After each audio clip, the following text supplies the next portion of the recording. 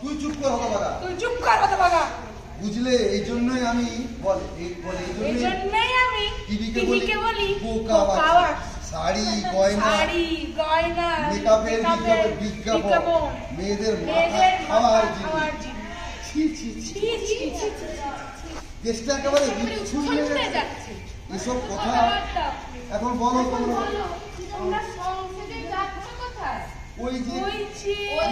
প্রথমবার নাটক করেছিল, আর সেই নাটকটা এত সুন্দর হয়েছিল যে সেটা মানে কি বলবো, প্রত্যেক অভিভাবক অভিভাবিকারা খুব খুশি হয়েছিল।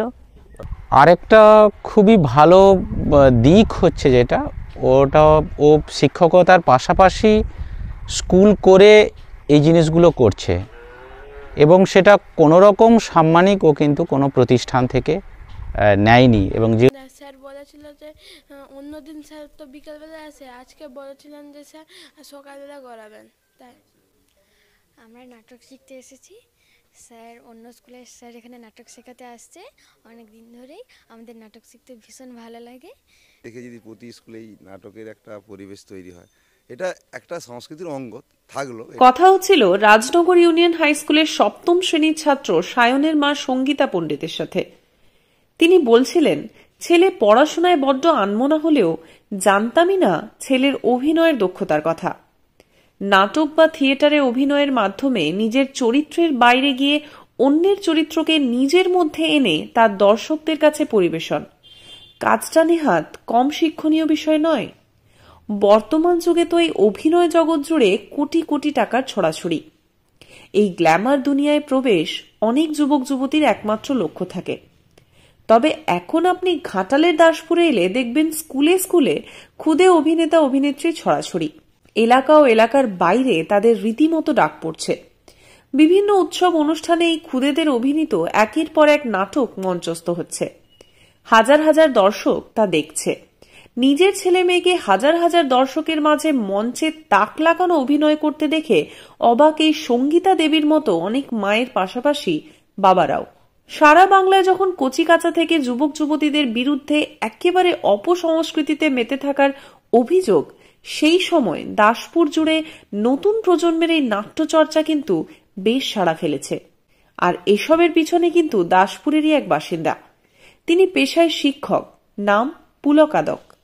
পুলকবাবুর বাড়ি দাসপুরের যদুপুরে। তিনি বর্তমানে ঘাটাল এলাকার প্রসাদচক প্রাথমিক বিদ্যালয়ের সহকারী শিক্ষক। পুলকবাবু দীর্ঘ প্রায় 5 বছর ধরে নিজের স্কুল ছুটির পর বা ছুটির দিনগুলিতে দাসপুরের বিভিন্ন বিদ্যালয়ের ছাত্রছাত্রীদের নিয়ে নাটকের ক্লাস করছেন। সামাট, রামগড়, ধান্যখাল, রাজনগর, গোকুলনগরের মতো গ্রামে গ্রামে প্রাথমিক ও উচ্চ মাধ্যমিক বিদ্যালয়ের ছাত্রছাত্রীরা এমন নাটকের ক্লাস করতে পেরে উচ্ছ্বসিত। স্কুলের বার্ষিক অনুষ্ঠান হোক বা বিভিন্ন পুজো পার্বণে অনুষ্ঠান মঞ্চে এই পুলকবাবুর নির্দেশনায় নাটক মঞ্চস্থ হচ্ছে, আর অভিনয়ে বিদ্যালয়ের কচিকাচারা।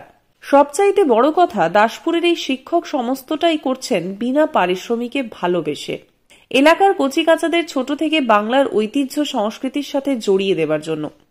অন্যদিকে স্কুলে স্কুলে এর জেরে স্কুল ছুট পড়ুয়ার সংখ্যাও কমছে। একঘেয়েমি পাঠ্য বইয়ের বাইরে এসে এমন নাট্যচর্চায় শিক্ষার্থীরা যেন রিচার্জ হয়ে আরো জোর কদমে পড়াশোনার মধ্যে ডুবতে পারছে। দাসপুরের বাসিন্দা, পাশাপাশি ঘাটালের কিসমত দেওয়ানচক ভবানন্দ প্রাথমিক বিদ্যালয়ের প্রধান শিক্ষক বিশ্বজিৎ জানা বলেন, পুলক আমার ভাইয়ের মতো। সত্যি পুলক বাংলার নাটককে ধরে রাখতে একটা আলোড়ন সৃষ্টি করেছে। আমি নিজেও দেখেছি নাটকের মাধ্যমে শিক্ষার্থীদের পাঠে একঘেয়েমি দূর হয়। সৌমেন মিশ্রের রিপোর্ট, আমি সংহিতা শিরোমণি, স্থানীয় সংবাদ, ঘাটাল। আসলে বউকে তো আর কিছু বলা যায় না। বউ আমার প্রথম মানুষ হয়েছে তো, তাই কিছু বলা যায়। আর পূর্বজন্মের অভ্যেস এখনো ত্যাগ করতে পারে। তার মানে হনুমান থেকে প্রথম মানুষ হয়েছে তো, তাই দাঁত পিটানোর অভ্যাস এখনো ত্যাগ করতে। হনুমান থেকে মানুষ হয়েছে তো, তাই হনুমানের মতন দাঁত ত্যাগ করতে পারেনি। পুলক আমার ভাতৃসম অনুজ, একই সাথে সহকর্মী, ঘাটাল পশ্চিম চক্রের প্রসাদচক প্রাথমিক বিদ্যালয়ের সহশিক্ষক, এবং ওর নাটকের প্রতি একটা প্রবল আগ্রহ, নেশা বলা যেতে পারে। এবং সেই জায়গা থেকে ওর যেটা ওর ঠিকানা, মানে ওর যেটা জন্মস্থল যে এলাকায় দাসপুরে, ও ওখানে বিভিন্ন প্রাথমিক বিদ্যালয়ে এই কয়েক বৎসর ব্যাপকভাবে ছেলেমেয়েদেরকে নাটক শেখানো এবং সেটাকে একটা অভিনয়ের জায়গায় নিয়ে যাওয়া, স্কুলের সঙ্গে একসাথে থেকে এই যে কাজটা করছে, এটা সত্যিকারেরই দারুণ একটা প্রশংসার ব্যাপার। ব্যক্তিগতভাবে আমি এটা তো সাধুবাদ জানাই, প্রশংসায় করি, এবং অসম্ভব এটা একটা ভালো কাজ এই কারণে, ছেলে মেয়েদের মধ্যে যে প্রতিভাগুলো লুকিয়ে ছিল, এই নাটকের প্রতিভাগুলো, সেগুলো এই নাট্যচর্চার মাধ্যমে বিকশিত হচ্ছে। এটা আমাদের পড়াশুনোর পাশাপাশি খুব করেই দরকার একটা সাংস্কৃতিক বিকাশে ক্ষেত্রে। তার নাচ, গান, নাট্য, অভিনয়, এই বিষয়গুলো যখন ছেলেমেয়েরা একসাথে বিকশিত হয় পড়াশোনার পাশাপাশি, সেটা একটা খুবই প্রশংসনীয় ব্যাপার। ছেলেমেয়েদেরও প্রতিভা বিকাশের একটা দারুণ জায়গা হয়, সেই কাজটা পুলক করছে, খুবই ভালো ব্যাপার। আপনার মেয়েও অভিনয় করছে? হ্যাঁ, আমার মেয়েও, অভিভাবক হিসেবেও একটা দারুণ গর্বের যে আমার মেয়ে যে এত সুন্দর করে অভিনয় করতে পারতো, এটা আমাদের মা বাবা হিসেবে এটা তো আমরা কখনো জানাই হতো না যদি না এই প্ল্যাটফর্মটা তৈরি হতো। ফলে এই জায়গাটা সত্যি অভিভাবকদের জায়গা থেকেও একটা দারুণ গর্বের এবং আগ্রহের। এতে দেখছি আমি ছেলেমেয়েরা পড়াশোনার প্রতিও আগ্রহ হচ্ছে। আমাদের একটা ভুল ধারণা আছে যে এই সব চর্চাগুলো করলে বোধহয় পড়াশোনাটা ঘাটতি হবে, এবং স্কুল বিমুখ যে ছাত্রছাত্রী আমি দেখেছি, আমার স্কুলের ক্ষেত্রেও বা অন্যান্য স্কুলের ক্ষেত্রেও দেখছি যে স্কুল বিমুখ যারা ছাত্রছাত্রী, তারাও কিন্তু প্রচুর করে আগ্রহে প্রাথমিক বিদ্যালয়গুলোতে, বিভিন্ন বিদ্যালয়গুলোতে একটা ভিড় করছে। এটা একটা দারুণ দারুণ দারুণ প্রশংসার জিনিস, এবং এটা করা দরকার। আপনাকেও দেখেছি আপনার স্কুলে ছোট ছোট নাটিকা টাইপের করবার। হ্যাঁ, আমরা পথনাটিকা করেছিলাম, এবং সেটা এই স্থানীয় সংবাদ চ্যানেলের মাধ্যমেই একটা প্রচার হয়েছিল। প্রায় 35,000-এর মতো ভিউয়ার্স ছিল সেটায়। পরবর্তীকালে আমরা ছোট ছোট নাটক করেছি। এগুলো করা দরকার। আমাদের স্কুল কেন্দ্রিক এই বিষয়গুলো একেবারে স্তীমিত হয়ে গেছিলো, এটা কিন্তু একবারে স্বীকার করে নেওয়া উচিত। আমরা ছোটোবেলায় বিভিন্ন স্কুলে দেখেছি, আমরা নিজেদের স্কুলে দেখেছি একটা সরস্বতী পুজো বা অন্যান্য অনুষ্ঠানকে কেন্দ্র করে একটা নাট্যচর্চা হতো, সেটা একটা মজে যাওয়ার মতো ছিল। এখন এগুলো আস্তে আস্তে আবার করে শুরু হচ্ছে, এটা একটা খুবই খুবই আনন্দের, এবং আগামী দিনে একটা ভালো ভালো জায়গা অবশ্যই। আমার নাম বিশ্বজিৎ জানা, আমি কিসমত দেয়াঞ্চক প্রাথমিক বিদ্যালয়ের প্রধান শিক্ষক। এই স্কুলে নাটকের ব্যাপারটা আমার ভালো লাগে, তারপরে ছেলেদেরও আনন্দ পায় এবং স্কুলমুখী করার জন্য। আর এই উদ্যোগটা আরও সেভাবে উদ্যোগ নিয়েছি। আমাদের এই যে নারাজল 2-এ অনেক স্কুলে হয়, কিন্তু নাটকটা সেভাবে গুরুত্ব সহকারে হয় না, বেশিরভাগ স্কুলেই হয় না। তাই এটা দেখে যদি প্রতি স্কুলেই নাটকের একটা পরিবেশ তৈরি হয়, এটা একটা সংস্কৃতির অঙ্গ থাকলো, এটাতে ছেলেরা বেশি আনন্দ পায়। কারণ আমাদের দরকার তো শিশুদের মানসিক বিকাশ এবং তাদের আনন্দ দেওয়ার জন্য নাটকটা সেক্ষেত্রে খুবই ফলপ্রসূ। তাই আমি স্কুলে নাটকের এই পরিবেশটা যাতে সৃষ্টি হয়, এবং শিক্ষকরাও যাতে এর সঙ্গে যুক্ত হয়, অন্যান্য শিক্ষকরা, সেক্ষেত্রে আমি তাদেরকে সাহায্য করব। এইভাবে একটা সবাই মিলে একটা যে নাটকের থাকবে, এই ধারাটা থাকবে, এই পরিবেশটা সৃষ্টি হয়, তাহলে একটা সাংস্কৃতিক দিকটা আরও উজ্জ্বল হবে, এটা আর আমার লক্ষ্য। এই নিয়মিত নাটক শেখাতে যাওয়া একটা খরচের তো ব্যাপার থাকে, বা যখন নাটকটা মঞ্চস্থ হবে তাদের একটা মেকআপ আর্টিস্ট, মেকআপ ম্যান, সেই সকল খরচ কীভাবে কী? সেগুলো স্কুল বেয়ার করে, কারণ মেকআপ ম্যানদের একটা দিতে হয়, কারণ তাদের একটা আর্থিক ওইটুকুনি স্কুলকে বেয়ার করতে হয়। বাকি তো না, আমার তো সেক্ষেত্রে কোনো পারিশ্রমিক নেই, বা আমি পারিশ্রমিক নিয়েও না, আর ডিমান্ডও নেই। সেক্ষেত্রে শুধু মেকআপ ম্যানের যে আর্থিক ভারটা স্কুলকে বহন করতে হয়। নিজে একজন শিক্ষক, তা আমাদের অন্য স্কুলে গিয়ে এই যে নাটকের চর্চা, মানে সময়টা কীভাবে মেনটেন হয়?